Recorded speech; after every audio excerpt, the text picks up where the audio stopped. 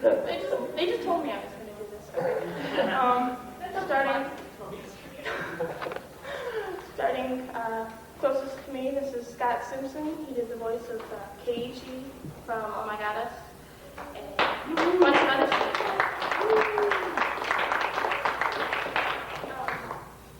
Next is Juliet Cesario, who did the voice of Belle Dandy from Oh My Goddess.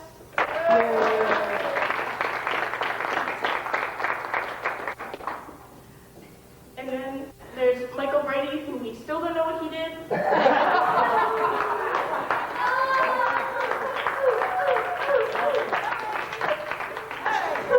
Checks in the mail, Amy.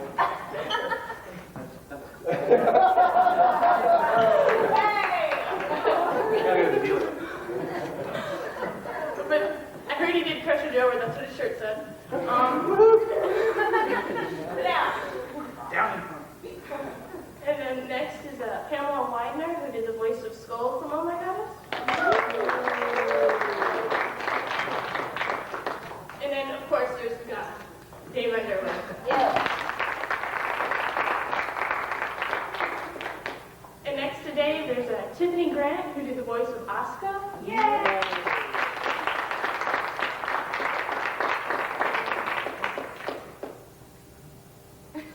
Any questions?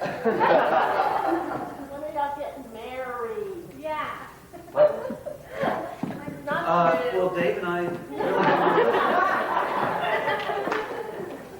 We don't feel we have to have a piece of paper. I know. You just met Juliet and I think the three of us. You don't want these people to be feeling bad that they put the wrong thing in here. What does it say? Wife for 6 years? Does it say that there? Let's see. One of which is actually performed opposite his wife, Juliet Cesario. They are the married couple, man. They really are, whether they are or not. And I assure you, Tina, comments, Shannon, you'll be the first to know. I can. Right after Juliet. Right. Nope, tell you guys first. In fact, Scott and Juliet are they've been a couple so long, they're one word. Scott and Juliet. Scott and Juliet. I was Michael Brady in high school, but they were Scott and Juliet. I would be happy to be Mr. Juliet Cesario any day. Oh. Stop that. She'll become rich and famous. Support me in a manner to which I would like to become accustomed. Enough about you. Somebody please ask Michael a question. Okay, fine. Ask me the question you ask me every time. Exactly. I was just about to do that. I was just wondering, so we hear about these random fanboys, fangirls, the big movie stars, and I just wondered if you guys had any really annoying fans. And have you ever had to put up with I do only two.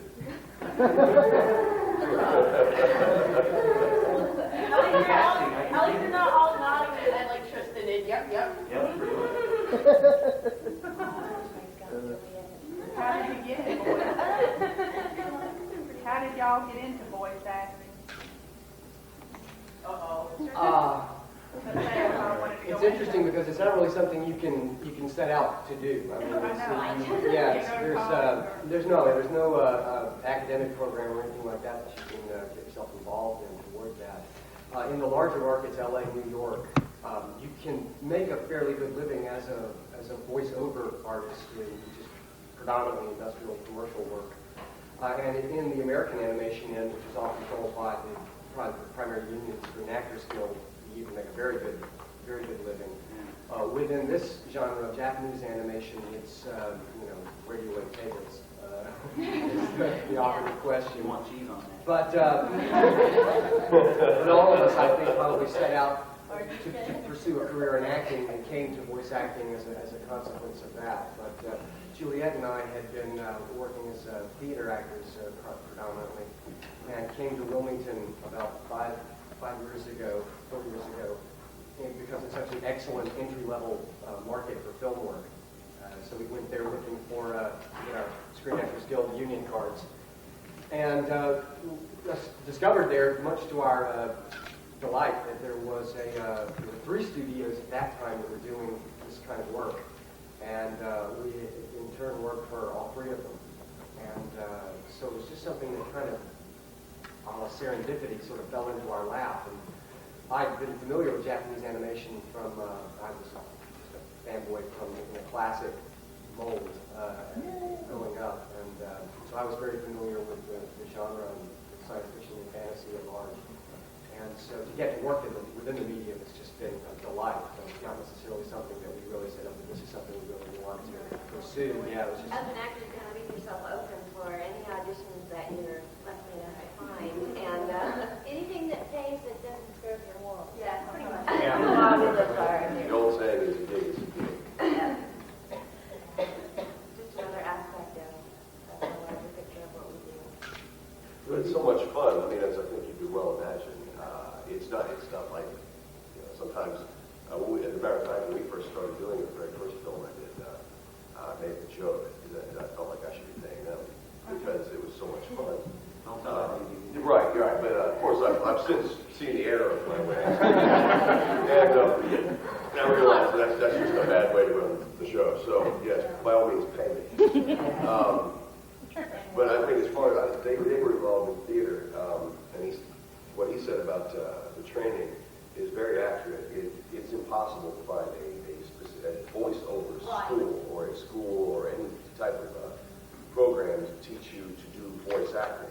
The closest you're going to find is the regional community college or specialized trade schools that deal with broadcasting. And you can learn the ropes for radio and television production, and you can learn what you need to do to improve pronunciation and to read and write copy for, you know, use over the air. But that doesn't tell you an awful lot about acting. Right. So it really is kind of Right. build your own actor. It Now, really is. voiceover work is not even the same. I mean, commercial, like voiceover announcers, that's not even the same thing as what it's Right. acting, because you're not really doing a character usually. But it pays better. I wish I Okay. had.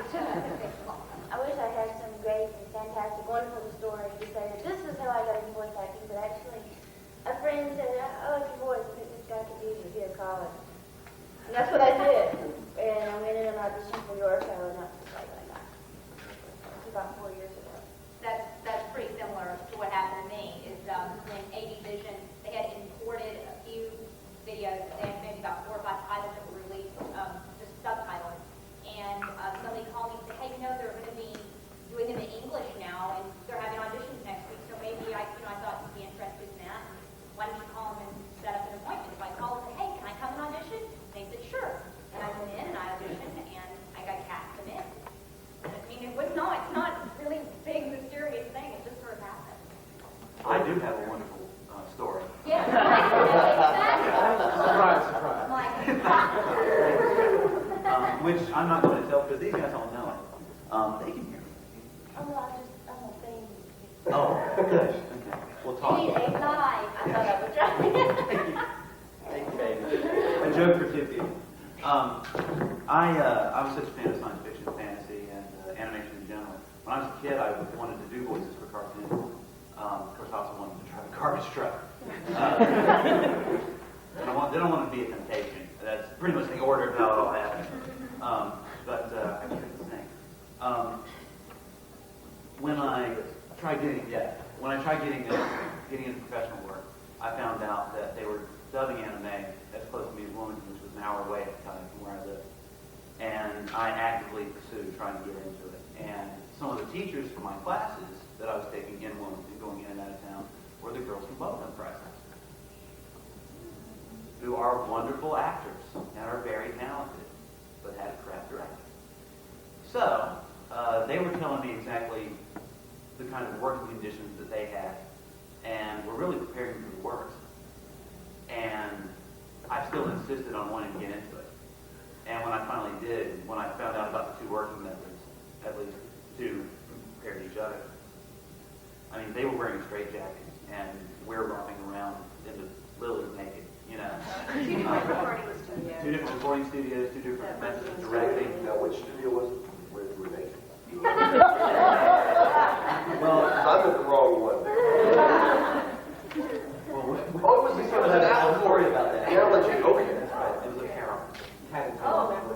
That's right. Jacksonville. That's right. That's right. Actually, working on my animators. I suppose that.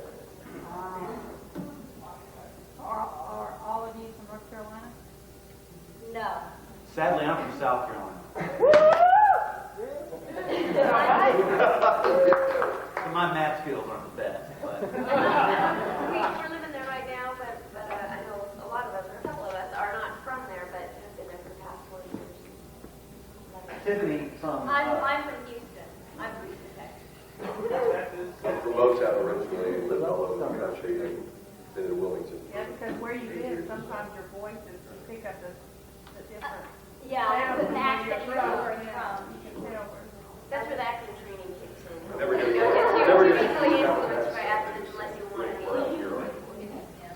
As far as the training question goes too, I would add to that it would be great if there was. Yeah, this came up in the news strips recently. And any actor out there is only going to find that the work you do in film and on stage is enhanced if you get the opportunity to do this work, because it's there's such marvelous liberty that you suddenly find that you have. You're not bounded by the kind of physical limitations that limit what you're able to do as a film actor or a stage actor.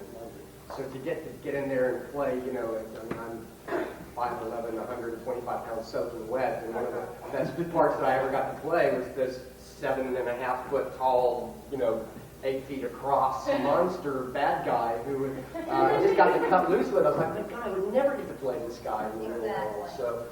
So to have the opportunity to study it further, I think would be a really cool thing for any young actor or for any veteran actor, because you really get a whole other side of the equation that way. We're going to start school. Michael's going to be doing academic affairs. Yeah. For those of you that worked on Shining, I heard they let you add it up a little bit. I thought they ad-libbed the whole thing. It's not that far from the original. I wasn't in it, but it's. We talked about this a little yesterday too at one of the Shinesman panels, and this goes directly to the process that Scott Poole works with at Coastal Recording, and that is that it's a very unique situation. The voice actors who work at Coastal have a tremendous amount of creative input in the process. This includes not only ad-libbing when you're actually in the studio working, but also you're sent home with a copy of the subtitle or just the raw Japanese, a copy of the stock translation of the script. And then Scott encourages you to work, do your homework, work line by line, develop your own line, bring in as many alternative lines as you can come up with, and then he'll take the time to record every single alt that you come up with. He's usually got 2 or 3 of his own, and then we'll get one that as closely as possible approximates the stock translation. So what he's left with then are sometimes 10, 12 lines, alternative lines for every single line that he then in editing has the maximum number of choices to go through and put all together. But yeah, there's a tremendous creative freedom that we as actors enjoy working for Scott Poole, which makes that process. It doesn't mean we get to do anything we want. No. Yeah. It's There's a part lot of It it. doesn't mean that we can do that with Shinesman that every didn't line, mention too. He doesn't record 5 or 6 versions of every line. That would last madness. But if he thinks it's important, or if you're at a pivotal point, he's willing to let you try anything once. Well, Is what it boils down to. If you say, I didn't like that. Can I do it again? Sure. It's also, this to me is utterly unique, because we're sent home with what we're called daily tapes, which is you come in and you've had a couple of sessions or whatnot, you've got 8-10 minutes worth of material recorded. He'll send you home with that daily tape, and you can make a list of every single line on there that you just can't abide. Yeah, it makes you cringe. So you're really involved in every phase of the creative process at Coastal. Very nice. well, sometimes they're also like when Sheena's in the costume room and she's looking at all the different costumes and she's getting into the the list so you got the look and everything. There wasn't a whole lot there in the original, and dead air time is dead air time, and it can cause somebody to actually turn the product on. So that's where we got to add a lot.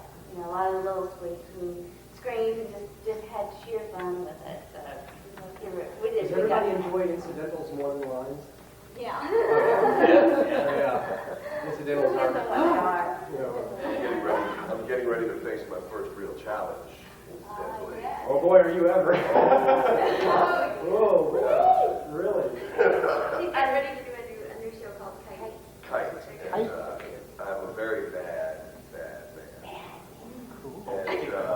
think I have at least 3 different love scenes.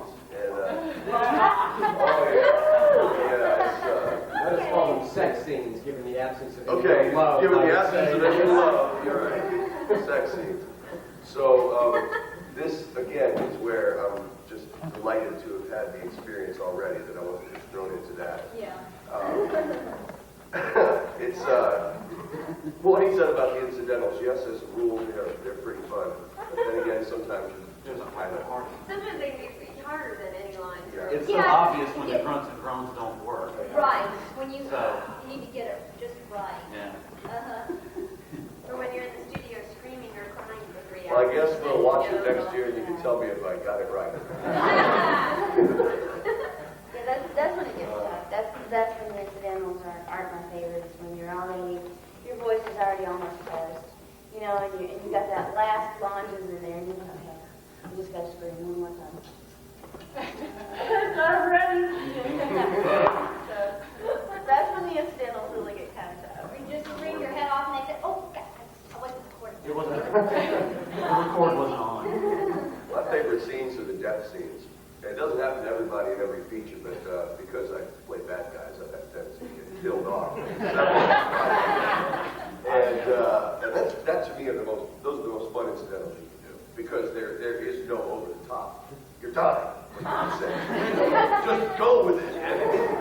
Will you die in kite? Will you die like Johnny Quest?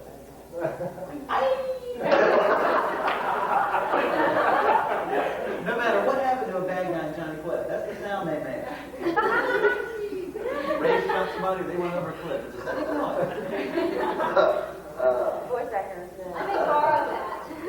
producer's son or something. Let's say the money. Joe, you had a question? Portion of the incidentals where you really have to go over the top. I had a Scott do a full roll out. Like there's something. He turns the microphone down. And he turns away. He just, in my experience, he just sort of lets you go for it. Mhm. He'll turn his mic down. He'll let you know, okay, I'm ready. I've turned the mic down. Be as loud as you want. Because otherwise, a couple times he hasn't, and you'll just scream him out of that room if you're not careful. Yep.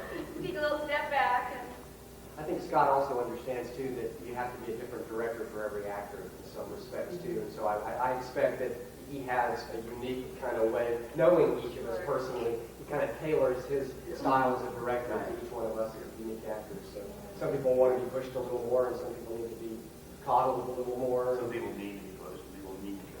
And we trust him implicitly. I'll just say that again. We trust him, and he does know us. And so occasionally he'll give that touch. If you do an incidental, and he's like, I don't know, it just wasn't there. We need more. So. Yeah. And then for me, I've had the opportunity to work with Scott on a lot of different projects, and so a lot of times he'll say, well, okay, you know that screen you just did? Do you remember you're under arrest? Well, do it like that, except a little more emotion. Okay. So we have a lot of different things that we play off of. What's nice about working with the same director over a vast period of time is that eventually you do develop kind of shorthand for communicating with one another. It's like, yeah, you know, the thing you did that time, yeah, you do that. It's almost a cliche, Yeah. but it's true. Yeah, It is. yeah. You can, Also, Scott's a musician, so he's a creative person. He knows how to talk to a creative person. So he can relate, you know. I'm going out on a limb here, but I think that probably Pamela's imitation of Scott is probably the best. You guys all do it well. Pamela has worked with Scott probably more than all of the rest of us combined Yeah. at this point. So. Well, What is it, guys? okay. Yeah. Well, sometimes we do get in a time crunch with different things. Like Spirit of Wonder was a huge, we got to a bad time crunch with that one. And once in a while we have a marathon session. And our sessions usually last 3 hours. And that's it.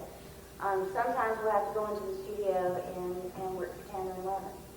And I mean, that just happens sometimes because this isn't right, or this wasn't working, or they changed this, or they decided to go in that direction.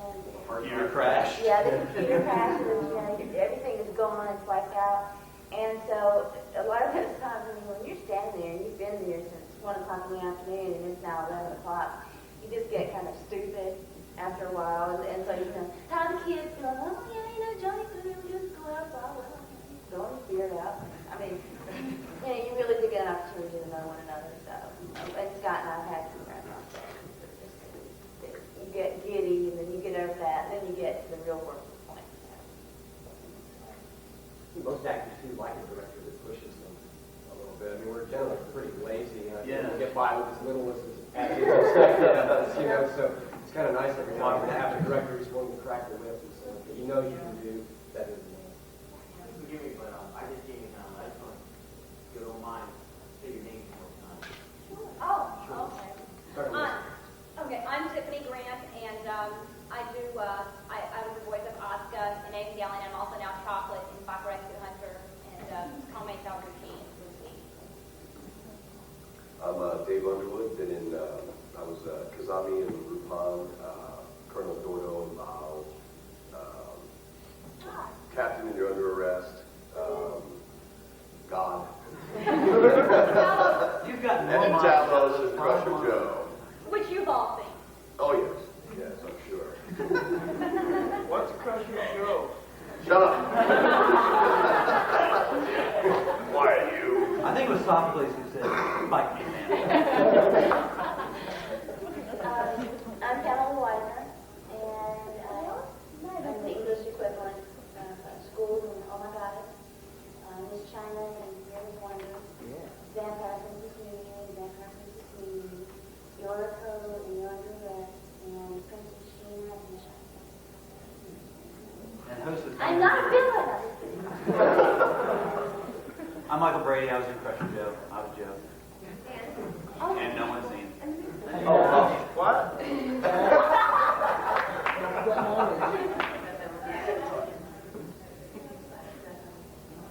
So anyway, I'm Juliet Cesario.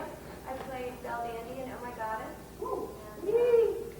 And Alvin and Crusher Joe.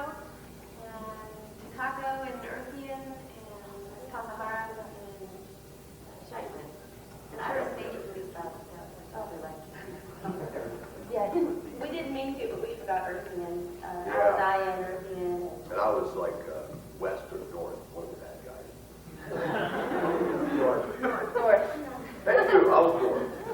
Oh, and I was a beat cop running down the street in Spirit of Wonder going, "Hey, wait, you!"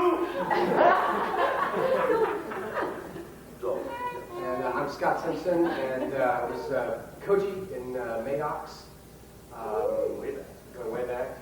The Beastmaster in Gaira, Genesis Survivor 1. Keiichi in Oh My Goddess.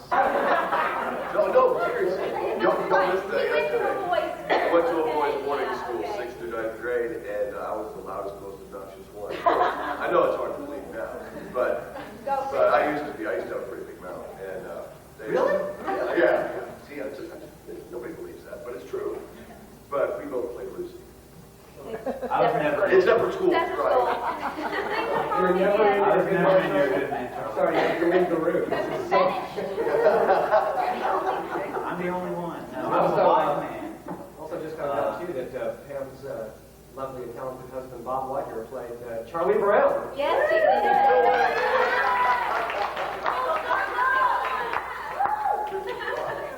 This is like good times. We could do a show. Save the natatorium. That's right. Rent party. Our gang, Yeah. the older rascals. This is 6 steps to Charlie Brown. 6 steps to Memphis.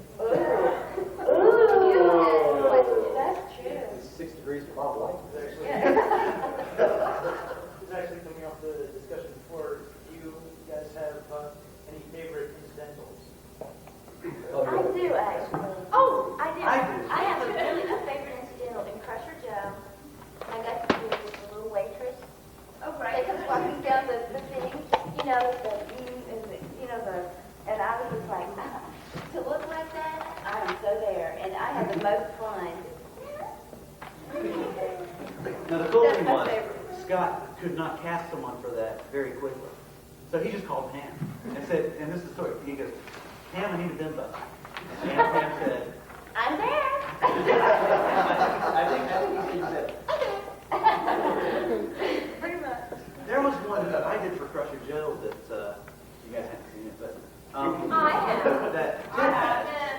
Buy it. I'm gonna Watch watch it. it. Rush Live the it. show. That's right. There's one where the ship has crashed in Western, and Alvin and Joe are it's one jet fighter, and I just remember being so proud of it because it was the effort of lifting up the cockpit. It wouldn't open automatically, and normally you do it with my hand. Scott would put distance on it and put it and fix the mix right, but he didn't have to do that. I did it just right, where it was already small and distant, and it was Nice. sweet. Nice. I was like, I told you that again. Yeah, playback. Well, I have one that I guess according to Scott Bullitt is my trademark one now that I practiced so hard when I was getting ready to play Belle Dandy, and I actually stole it from Inoue, the Japanese actress who originated the role.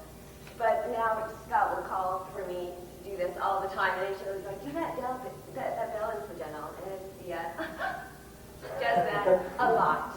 I mean, if you watch Oh My Goddess, she does at least 100 times per episode.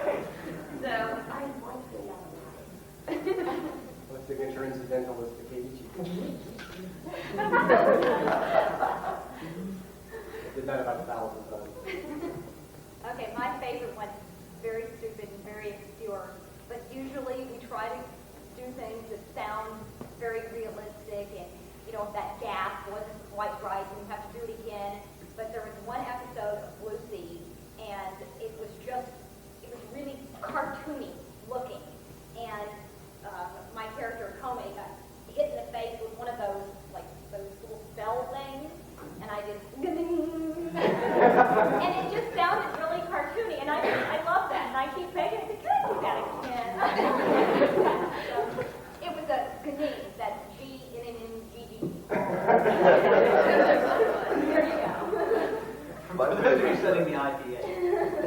my favorites are, no, I've got a couple, but like I said, the death scenes, because you go over the top. There is no too much in the death scene. Like, well, I suppose there is, but not often. Doing it after you die. Yeah, exactly. You know, after I'm actually dead and continuing with No, that. yeah, the corn bone.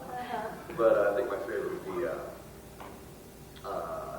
in Bow when I started to transform into the cyborg, where my skin was stripped away and my evil laugh rings out across the sky. I like evil laughter. You're just a hat. Why look, Amanda. the voice of Rihanna.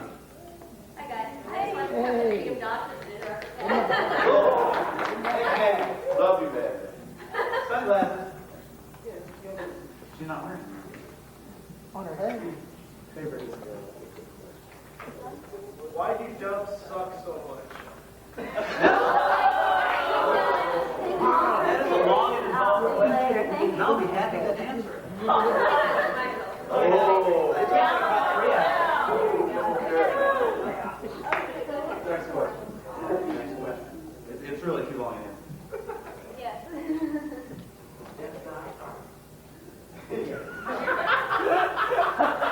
I'll need your laugh. Oh, you want to hear my laugh? Ooh.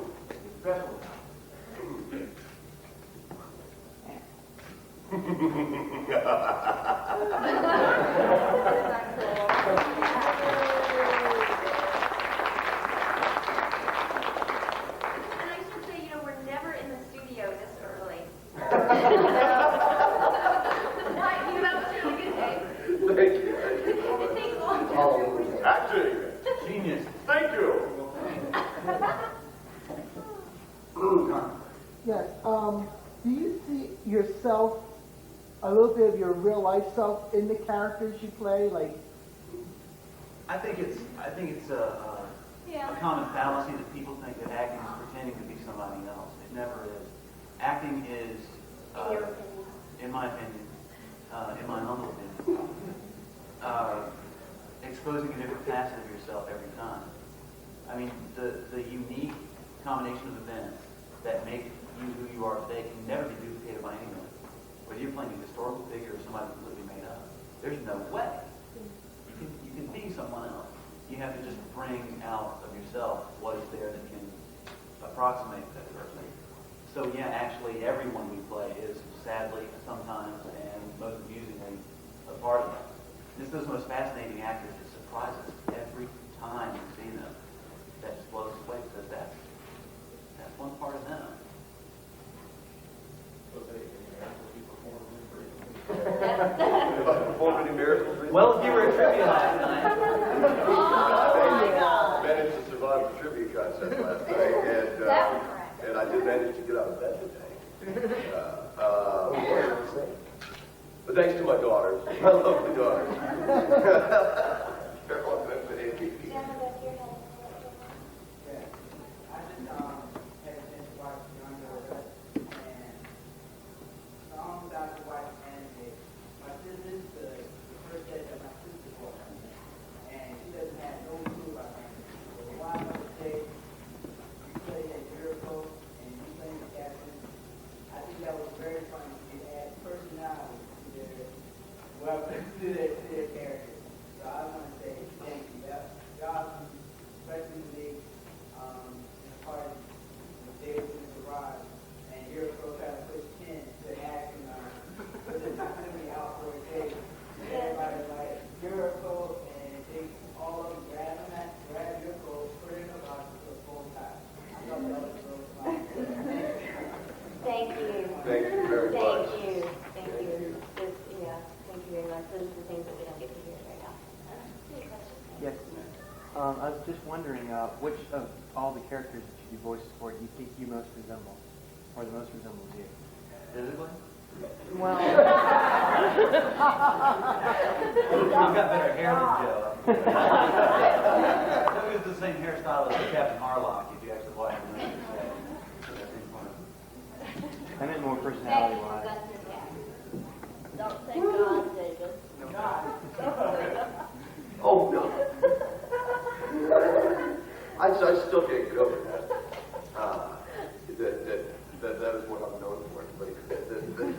George Takei, man. 30 years from now, you're going to be the end. He didn't change to it. Yeah. Haven't given anymore. Scotty kept it. But, let's see. If I had to pick one of... Now, did you name characters that we've played, or... Yes. Oh, wow.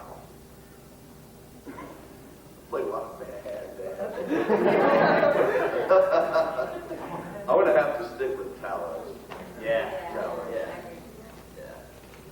I'd like to think so anyway. That was fun. That was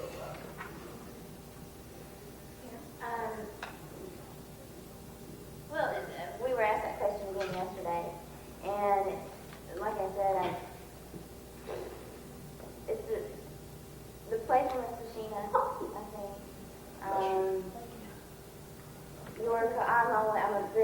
I'm a neat freak, so I'm always walking around picking up things, so that would be Yorko. I'm not a vampire by any means. I think maybe you have great hair, so I would work for that one. Huh? Oh, you think so? Oh, cool, thank you. She was, I'm into martial arts.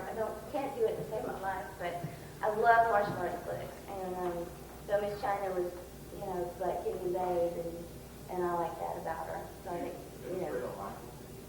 Oh, yeah. Sure.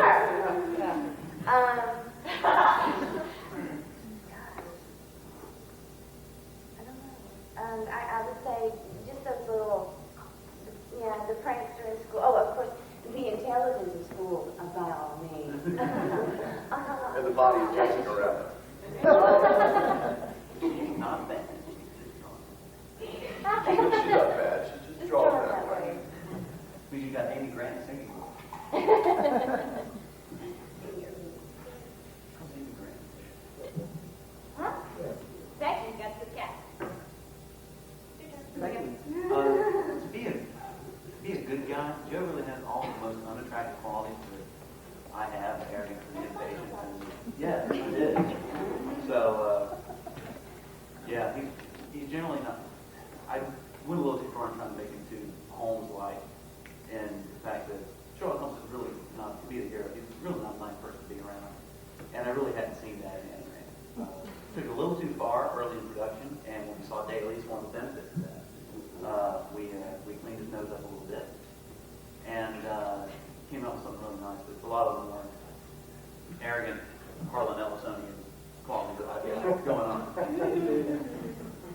Thank you for getting that.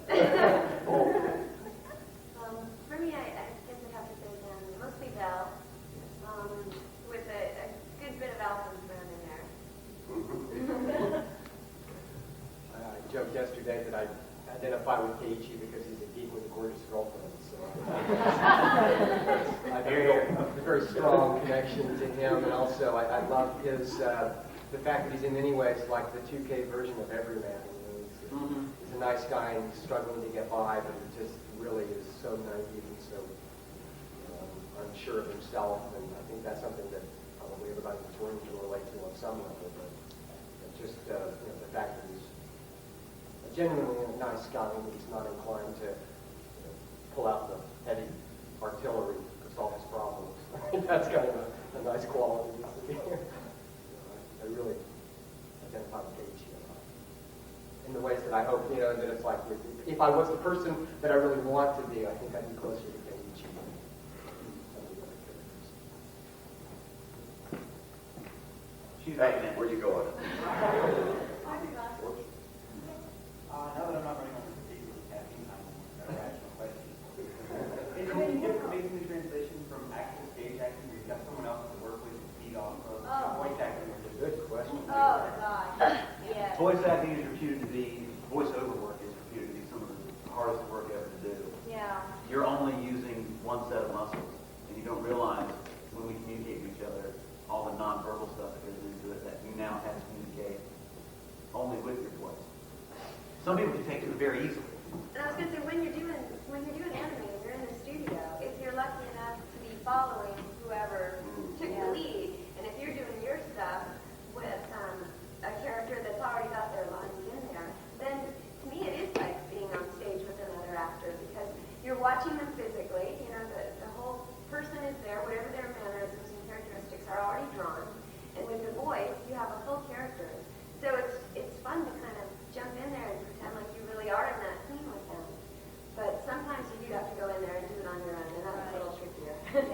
I never got to follow anybody in front of you. I had to blaze the trail. Pretty much. For everybody. It wasn't until redos that I got to actually respond to people. So. And well, the cool part about that is too, is that there again, especially when you have a good director, when you go home and you practice and you watch that tape 20 times, and you're starting to rewrite your dialogue to sing, and just to fit your character. Talos was an awesome character to rewrite for. I mean, just perfect because he just said it like it was, pretty much. And the cool part about that was working with him and coming in and hearing him and Alvin and their lines. I'd re-scribble some of mine. No, that won't fit here. I need to change this and this. So I agree with her. It's exactly like being on stage sometimes. Sometimes. The only difference is that it doesn't matter what you do with your hands, it doesn't matter what you do with your face or the rest of your body, nobody can see that. That's already been drawn for you. So, you're left with just your voice and your mind and your emotions. Oh, it's funny, especially when you're working with people for a long production like Joe. Yeah. Joe was a movie and 2 OVAs, and we were just a family by the time we were finished. We knew each other's characters so well. We knew we could anticipate. We knew what other characters were going to say. A good example was that scene with Joe and I, or Joe and Talos, I should say. And and he said, Mike pulled me aside a week after his reports. He said, I knew you were going to say that line. He said, I wrote my dialogue before we even got started, or before I even went into the studio and heard what you had rewritten. I knew it was rewritten. I knew what you were going to say, and so I tailored it accordingly. So there's that too, having the advantage of working with somebody for a period of time. Yeah.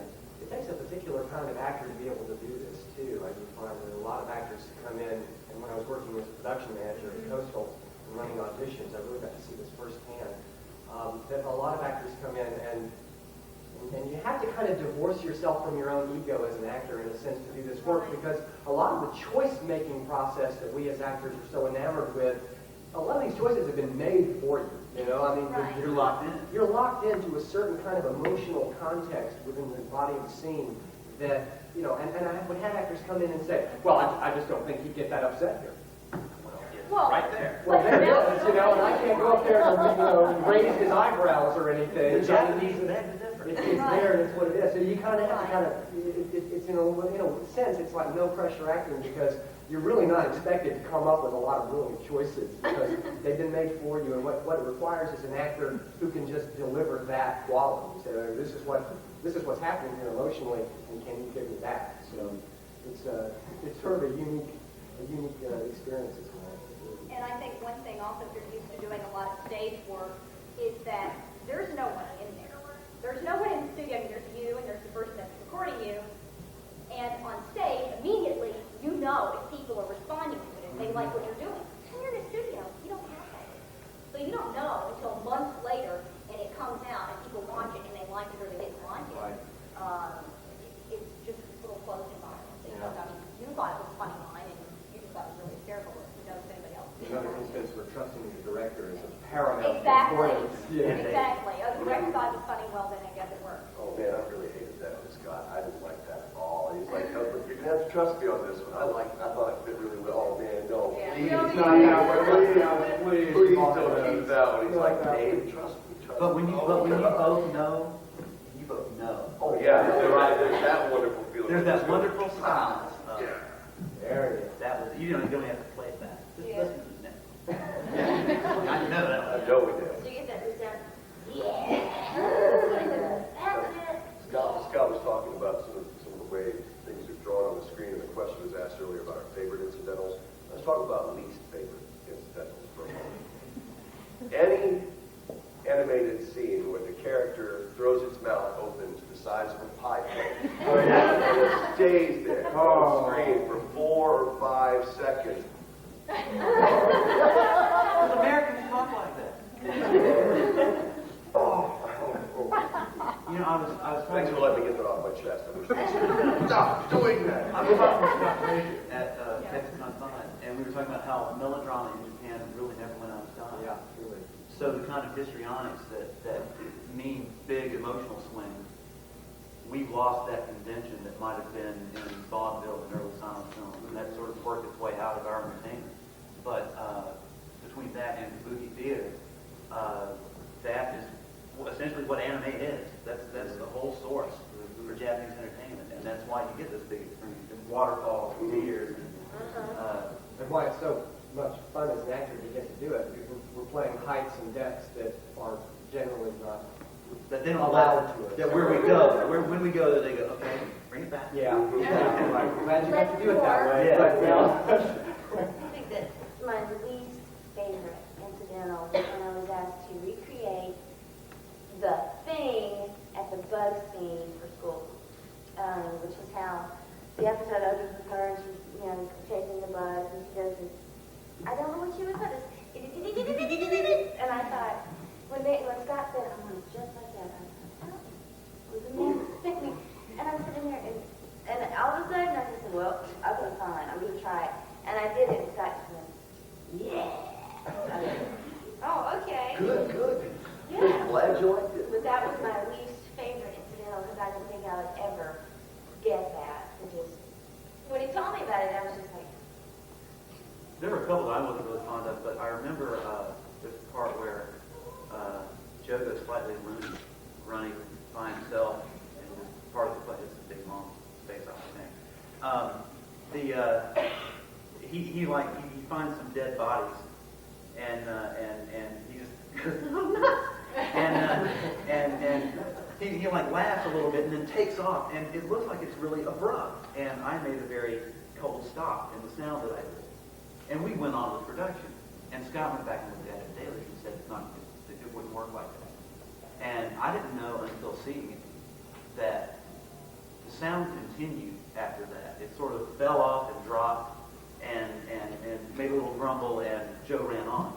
And Scott Houle, God bless him, set up everything to record, ran in the other side of the studio, got in front of the mic, timed it in front of the film, finished that noise. It's Scott's voice and mine doing this. and you know that reaction of they used that? Yeah. This was a bit more violent. I saw it and I went, I didn't make that sound! It wasn't me! What the hell are you doing? You couldn't do it the way you wanted, but we didn't know it. Was there ever a time that did you have any emotional or times like when you did a scene that it was like so emotional and so harrowing? Yeah. Have you ever had that experience? Oh my God, I've had quite a few of those, and I know for both of us, being a real life couple made that even more intensified, where some of the stuff that goes on in episodes 4 and 5 was just, I mean, I'd be in there just ripping my heart out for 4 hours and just walk out of there and go home and just feel so drained. And she cried a lot, and there's a lot of deep felt emotion there, and yeah, very much so. A lot of that felt very real. It's too, I find also, is if you're doing that kind of work on stage work has a marvelous kind of symmetry to it. Is that you come in every night and you're working yourself up and getting ready and you're connecting with the other cast members. Your curtain goes up, you start at the top, you tell an entire story, your character arc fully developed, you come around, resolution at the end, there's closure with the audience, there's closure with the cast. And so you can kind of leave it there when you walk home or when you drive home at night. But with this, if you're walking away, you haven't even finished that scene yet. You're 75% of the way towards this emotional peak when you run out of time or whatever, and you're just kind of, there's no closure, there's no, there's the goodbye with the director, but it's kind of hard sometimes to let all that go and to flush it all out and leave it there at the studio and go away. It does not have always the ritualistic closure that theater has. Film is much the same way. And I think it's also another aspect that makes it more challenging in stage work, that you can often go, you're recording this basically like a line at a time, so unlike a play where the dialogue and everything is continuous and building up to it, just like, okay, now we're going to record this line, and we're very upset, and you've been standing there in the studio, and now you've got to record this line. It's like you've got to be able to instantaneously jump to that point. And those were my worst days in the studio, is when we didn't get to finish one of those scenes. Yeah. Scott would say, all right, well, that's good for today. Let's do that let's finish that up in a couple days. I was Right. like, no, I won't be able to get there in a couple days. Let's just finish it right now. It's very hard to challenging. jump into that. Yeah, when Asuka's Ava gets pretty much destroyed and she has a nervous breakdown, that was pretty much blind frying. Yeah. And I was going to say, and I was in another thing that nobody here has seen except for Esteban, but a character I played, Junko Yuina in part 2 of Escape on Deck. I had to die. My character was... Oh, you have? My character was captured, and she was injected with heavy doses of heroin. She was overdosed with heroin, and she had to die. And it wasn't like one of the bad guy death things. This was like, it had to sound like she was really like, she's climbing up the stairs and she's trying to escape, and that was really draining. That was very sad. I was just going to say that Scott is so good at the physical engineering part of what it takes to create English anime. He will give us the luxury of just setting the record wide open and just letting us do it straight through and not have that staccato environment of doing line by line, because he will go back and chop it like a master and it will just be seamless. Yeah, I've done that similar. It depends on what the exact situation is or what the lines are, but usually if it's something that's really big or it's very dramatic, you can at least, it's easier to continue. It's hard to go in and out of that. Yes, sir.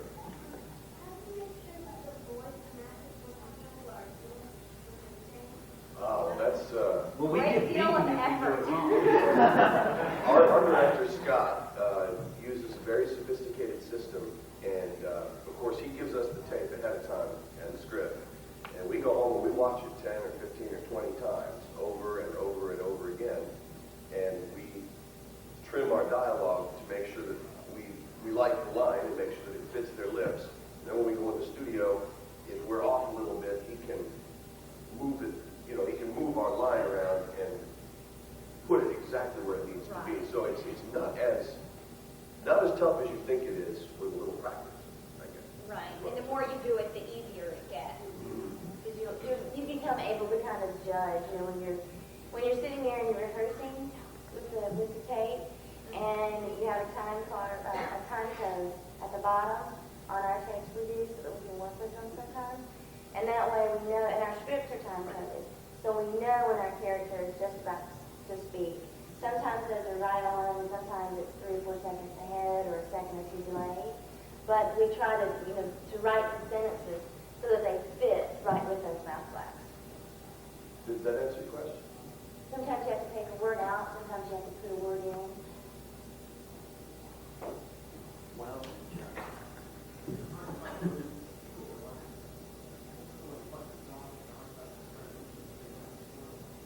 I'm sorry. can you speak up just a little?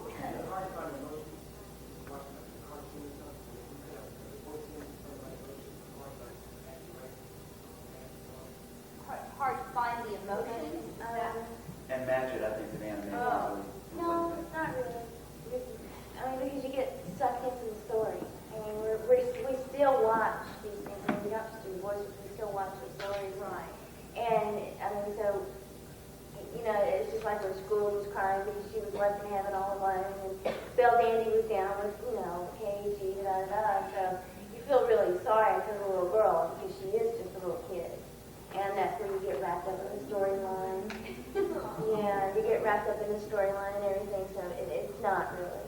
I think the Although, I was going to sort of echo something that Scott said earlier. I think the only time that it is difficult is when it seems like from your personal interpretation that what is happening on the screen doesn't really match with the way that you would have chosen to do it, but it doesn't matter. That's how it's drawn. yeah. And you have to do it that way. So I think that's the only time sometimes when it's difficult and you think, boy, that's not a good choice, but you I have to feel the same way, but make it fit in the square peg. You know? Right. Scott Gould sometimes talks about the studios about pushing the graphics. Yeah, great phrase. His subtle way of telling us the animation may suggest that the emotion is at this level. Pushing the graphic means that in vocal delivery, we want to take the emotion up a notch. Right. So that's something again where you really hope that you've got a good director who knows when it's time to do that, when it's time to pull back. A good director is your best friend. How long does it take to make the average 40 or 90-minute production? Comfortable production time is about a day per running minute. And that's a fairly luxurious production schedule, actually.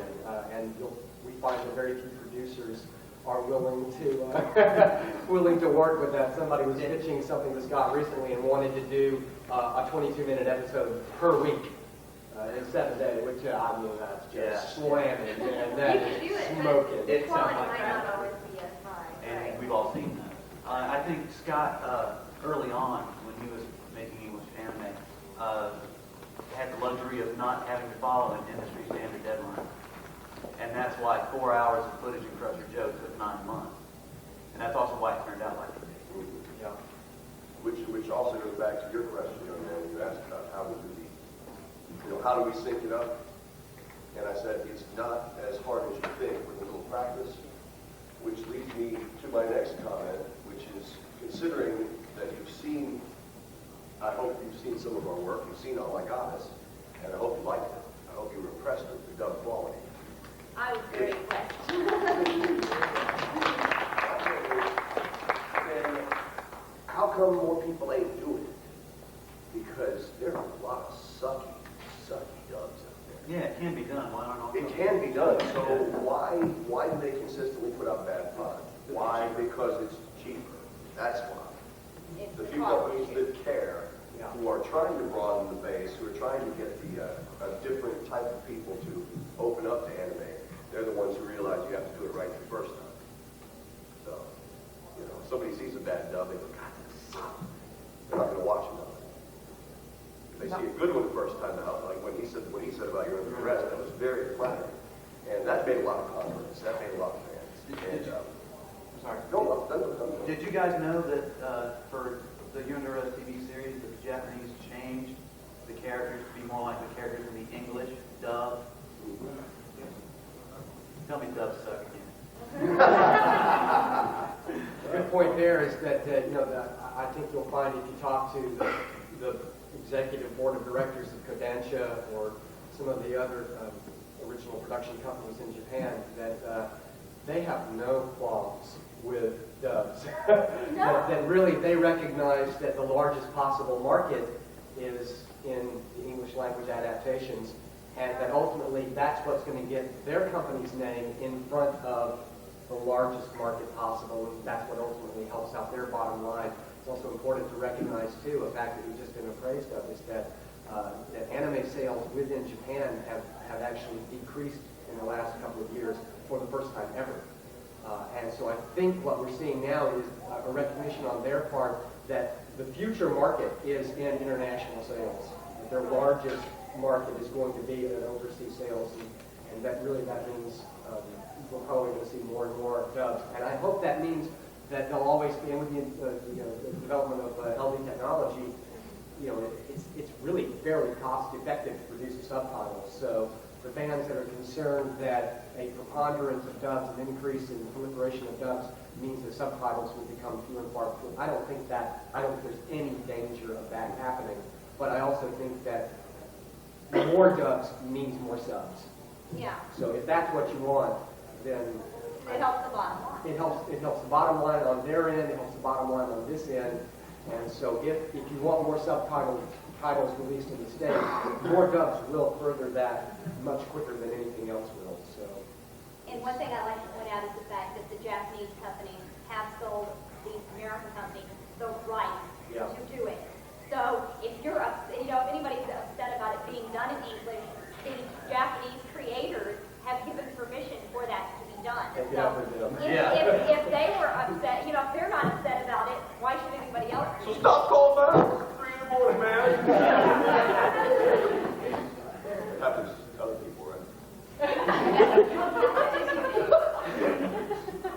And light the tension, man. It's really thrilling for us to get to work in an area that is at root level about the cross-cultural exchange. And so I mean, one of my hobbies is comparative mythology, and you read the works of Carl Jung and Joseph Campbell, and you very quickly come to realize that the stories that are told over here on this side and the stories that are told over here on this side are the same stories. They're identical. The Prometheus legend, this whole idea of the theft of fire, when you find that archetype over and over and over and over again, and that the only thing that ever changes is costuming. You strip that away, and these stories, these parables, the myths, they're identical. So I think anything that emphasizes how we're all more alike than we are separate is a good thing. And I think that we're very fortunate, and I personally feel very honored to work in an industry that has at its root this kind of cross-cultural exchange. It's made us far more aware of the Japanese culture. I'd like to think that on some level it's made the Japanese culture more aware of the American culture. We're talking about what was historically an adversarial relationship, but through art, all of those distinctions and political dogma, ideology, and all that stuff just gets thrown out the window, and you just are left with what Scott Rule always says, which is, there's no 100% translation between Japanese and English, but that emotions are 100% universal. And so we have this all in common, and anything I think that emphasizes how we're all at heart the same is a good thing. So it's really an honor to work in an industry that I think promotes that.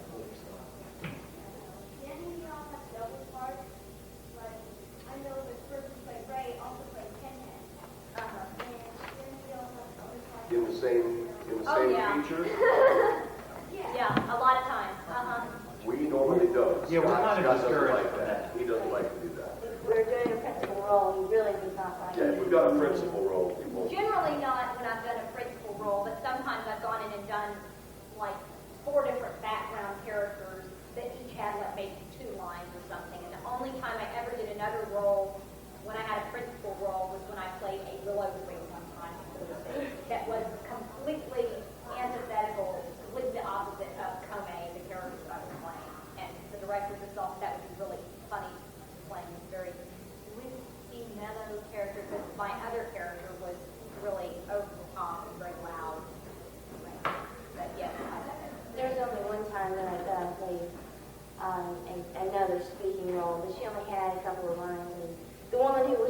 show up to do this for the weather announcer, the radio announcer for You're Under Arrest. I'm the one who's supposed to show up to do it, to the show, and gotten to get this ASAP. And so I went in, and since I was doing your code with one voice, I got to do a more professional sounding, radio announcer voice. Some of the weather today outside is now 40 degrees, and next comes, that kind of thing. So it's really different.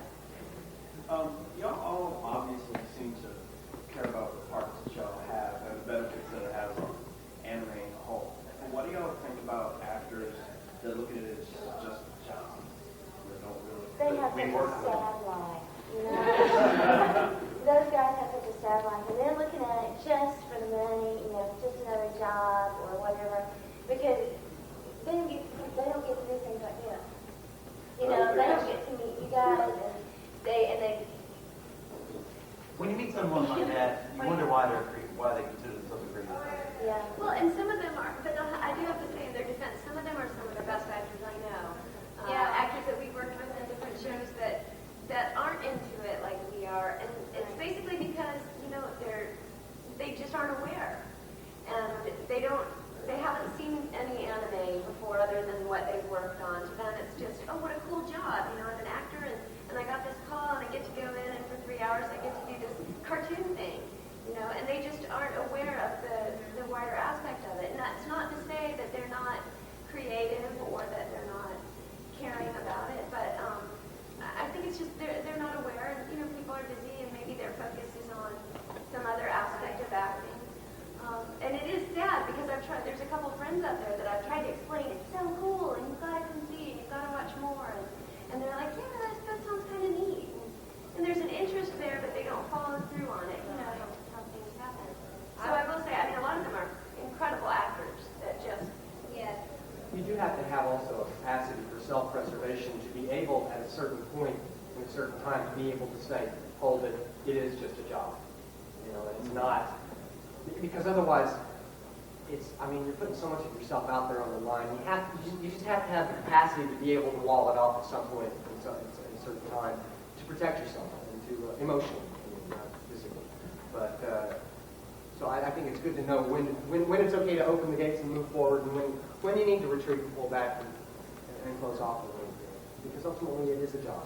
and some actors are shyer than others. To them, that's the beauty of anime, is to be able to go in a studio and be completely anonymous and just use their voice, and they don't want to meet anybody. They don't want to talk to fans who've seen it before, because that's part of the joy that they get from it, is the anonymity of this genre. I think so. And I think they had to wait to try to find only people that were fans to dub a show. I don't think that they would come up with enough people. And I wouldn't discount, I would very much agree with what Juliet said. I wouldn't discount people's acting abilities just because they're not hardcore anime fans, or, doesn't mean that they're not a good actor. They make different choices. Okay, I'm wondering if we answered your question right, or did we kind of get off No. center of what you were Kinda got asking? bandwagon. Okay. Okay. All I right. just want to make sure. Yeah, and a lot of them, to be honest, are not even aware, like, these conventions even happen. Yeah. They're not aware of the fandom, or they just kind of go in and do it. They think it's fun, they enjoy doing it, and they might be very talented. But There's a few coming today, actually, that have never been to a convention before, have never really seen much anime before other than what they've done. Be gentle. Actors from Wilmington that are going to show up today, and I can't wait to share it with them. Ones that we finally got to express to them, you've got to come see this, and you've got to come experience this. And so there's a few showing up today, and I can't wait to see Pamela said it it best. through their eyes. But they like Being the here job. with you guys That's is the the best. Being here with you makes it, I don't want to say worthwhile, because it's already worthwhile, but it makes it even more fun than it already was. It points out the culture difference between the Japanese guests and ourselves. They've made very sure to let people know in the opening ceremonies and such to please don't mob the Japanese guests. Don't approach them in the halls, wait for the panels, et cetera, et cetera. We love it. You can mob us anytime. Stop us in the hall. No, don't do that to me. It's true. There is no such thing as too many things, too many, you know. It's just nice when people say, hey, I really like Oh My Goddess, or I really like that. That's all. It's just fun. Makes all the difference in the world. That's why we do it. Having people to share it with. You know, it's like there's this really cool thing that we love so much. I can't believe we were lucky enough to work on it, and then to get to come here and share it with people who love it too. That's And to find such acceptance and such openness to, I mean, you read the internet news groups and such, and you know, it might make you think twice about attending as a voice actor, attending an anime convention. Because I've said before at another con, it's a bit like being a bastard at a family reunion. You know? But to your credit, no one has ever approached us with any hostility, with any negativity. I mean, I certainly know that they're not saying that attitude is not here, and certainly you see it a lot on the web. But we've never been approached with anything but respect and with appreciation and support. And even when it's been critical, it's always been constructively critical.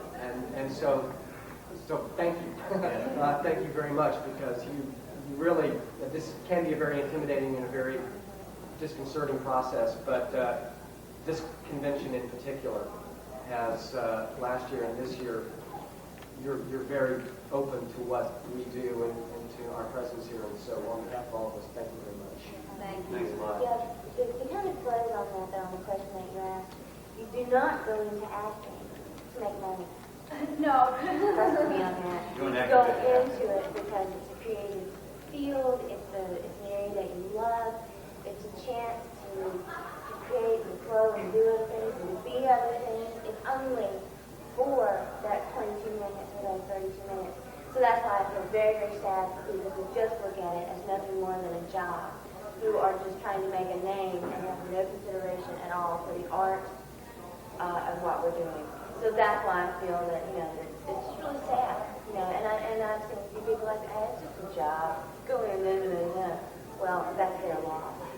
Because I happen to think anime is pretty tricky. She was right. Don't get into it for the money. It's the oldest joke in the world. What do you do with the actor on your doorstep? Feed them. Pay him for the pizza.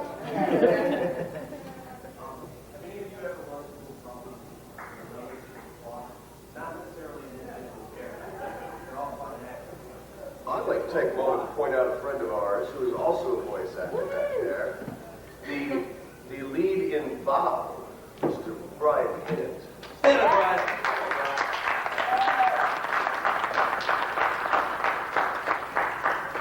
Now, what was your question?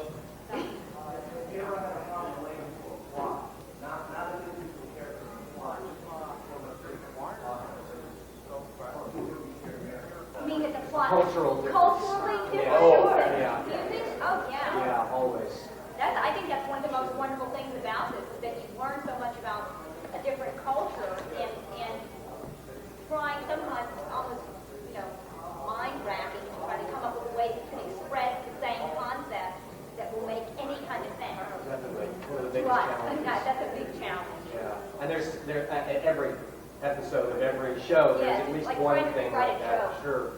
Yeah, Right. there's always one in something. I think I'm going to have to close it down with questions, but any last question I'd like to open up. Thanks for all around the answer before the next panel starts. We'll have about 10 minutes. Okay. Thank you all for coming. Thanks, guys. Thank you.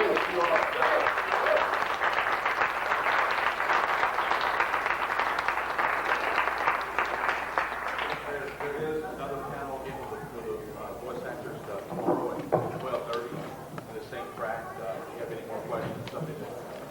We got something to give away. Oh, please go ahead. Go for it. Okay, it's going to make me really sad.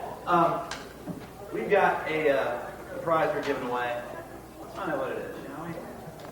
Yoshi. Bag calendar. Okay. This is a calendar, 12-month calendar for $19.99 for you with us. See that? Very nice. And stickers too. Stickers are always good. So we thought we'd ask a trivia question. And this went so well last night that whoever can tell me the name of the ship in Crusher Joe will get a bucket. I know, Dawn. Red in the back.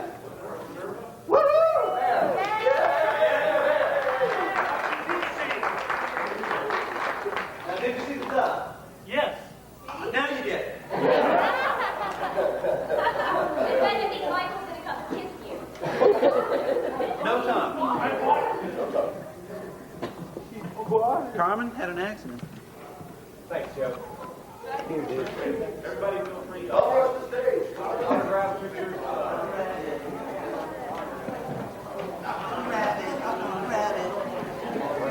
And Debo?